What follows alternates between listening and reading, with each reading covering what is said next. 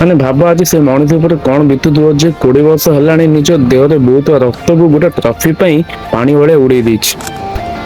ଆଜି ସେଇ ଟ୍ରଫି ତ ଦୂର କଥା, କ୍ରିଷ୍ଟିଆନୋ ରୋନାଲ୍ଡୋର ସ୍ୱପ୍ନ ଭାଙ୍ଗି ପୁରା ଚୁନା ଚୁନା ହେଇଗଲା। ଆଜି ମଇଦାନରେ ଫୁଟବଲ ଖାଲି ହାରିନି, ଫୁଟବଲର ସବୁଠୁ ବଡ କିଙ୍ଗ ଆଜି ହାରିଯାଇଛି। ସେଇ କନଫିଡେନ୍ସ, କେବେ ନ ହାରିବାର ସେଇ ସାହସ, ହେଲେ ଆଜି ମଇଦାନରେ ମଝାମଝି ପୁରା ଏକୁଟିଆ ଛିଡା କରିଦେଇଥିଲା। ଆଖିରେ ଲୁହ ଥିଲା, ହେଲେ ଦୁନିଆ ଆଗରେ ସେ ଲୁହକୁ ଲୁଚାଇବା ପାଇଁ ସେ ଯୋଉ ସଂଘର୍ଷ କରୁଥିଲେ ସେଟା ସଫା ସଫା ଦେଖାଯାଉଥିଲା। ଭାଗ୍ୟ ତାଙ୍କ ସହିତ ଏମିତି ଖେଳ ଖେଳିଲା କି ପୁରା ଦୁନିଆର ହୋସ୍ ଉଡ଼ିଗଲା। ଯୋଉ ମଣିଷ ପୁରା ଦୁନିଆକୁ ଜିତେଇବା ଶିଖୁଥିଲେ, ଆଜି ସେଇ ମଣିଷ ତାଙ୍କ ଦୁନିଆର ସବୁଠୁ ବଡ ଖେଳରେ ଆଜି ହାରିଗଲେ।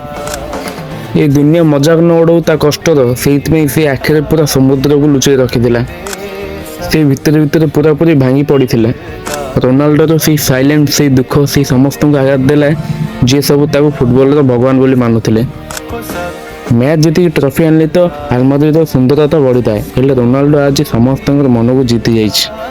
ଯଦି ଆପଣମାନେ ବି ସବୁ ମାନୁଛନ୍ତି ଇତିହାସର ସବୁଠୁ ବଡ ଫୁଟବଲ ଚାମ୍ପିୟନ ଆଜି ବି ସେଇ ଚାମ୍ପିୟନ ହେଇକି ଅଛି, ଯଦି ଏଇ ଖରାପ ସମୟରେ ଆପଣ ବି ସେଇ କିଙ୍ଗ ସହିତ ଛିଡା ହେଇଛନ୍ତି, ତାହେଲେ କମେଣ୍ଟ ସେକ୍ସନରେ ରୋନାଲ୍ଡୋ ଲେଖିକି ପୁରା ଦୁନିଆକୁ ଜଣେଇ ଦିଅନ୍ତୁ କି ରୋନାଲ୍ଡୋ ଆଗେ ଯାହା ଥିଲା ଏବେ ବି ସେଇ ଚାମ୍ପିୟନ ହେଇକି ଅଛି ଆମ ପାଇଁ।